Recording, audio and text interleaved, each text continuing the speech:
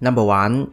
The Essential Policies. The game employs a rather strange ranking system where the lowest ranking retainers can only be assigned to the daimyo's castle. If you want to assign landholders to other castles, the retainer needs to be an infantry leader or higher, and a castle lord needs to be a samurai leader and beyond. So, unless you really know what you are doing, make sure that bodyguard formation is one of, if not the first policy you unlock. Otherwise, you'd find yourself in a situation where despite having an abundant number of officers, you can't seem to assign them around.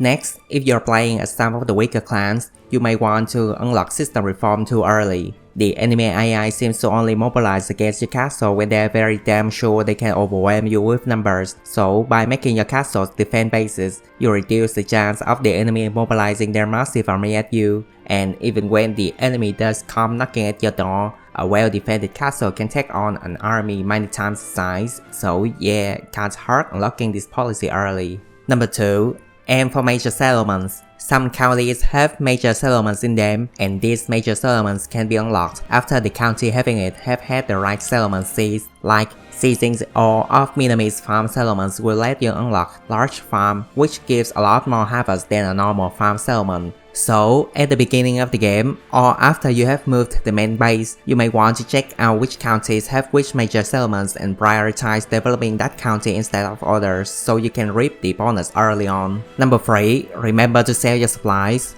Every castle has a hard limit to the number of supplies they can store, and any surplus supplies the castle can harvest immediately goes to waste. So, when you are not actively at war or are not preparing for an upcoming battle, be sure to sell away unneeded supplies so you can invest your money into something else, like buying those funny looking helmets for example. Number 4. Tribes are your crazy friends. Next to some castles, you can see this icon of a helmet. This icon signifies that a tribe resides in this county. If you have a fixed tribe there, then you can request reinforcement from them at any time provided that their manpower is at maximum. And despite having a hard limit of 120 days worth of supply that they can carry, the tribes don't need to wait for supplies to be harvested before marching out again. Meaning that, provided you can maneuver the tribe away from barricades or enemy pursuits, you can keep requesting the tribes to harass the enemy's counties, halting the growth of the nearby castle.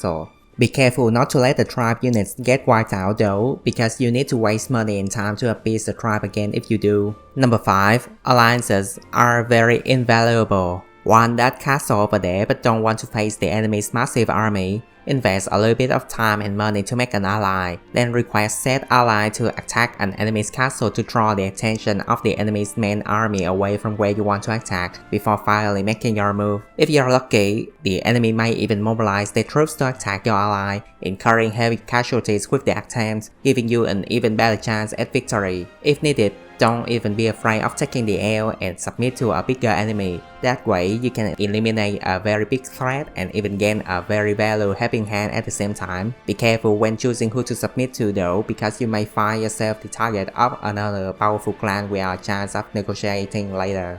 Number 6. Free 1000 man units are always better than one 3000 man unit. When mobilizing an army out of a castle, you can organize the unit to use troops gathered from certain counties, meaning you can march several small units out of one castle instead of one big unified one, provided that the small units still have enough troops to withstand the enemy's attacks when confronted. It's best that you carefully divide your troops into multiple units so you can have a better control of the battlefield and an easier time looking for opportunities for a pincer or to take away the enemy's escape points. Number 7. Don't use the overworld march option. When you right-click on the overworld and choose the option to march towards certain castles, the AI will suggest mobilizing all the castles that have enough supplies to last until the units reach the destination, never minding the distance between the castle and the destination and the sizes of the units. This combined with the previously mentioned tips about multiple small units. Unless you are very overpowered compared to your enemy, I think it's better that you manually march the units out of the castle so you can coordinate the attacks better.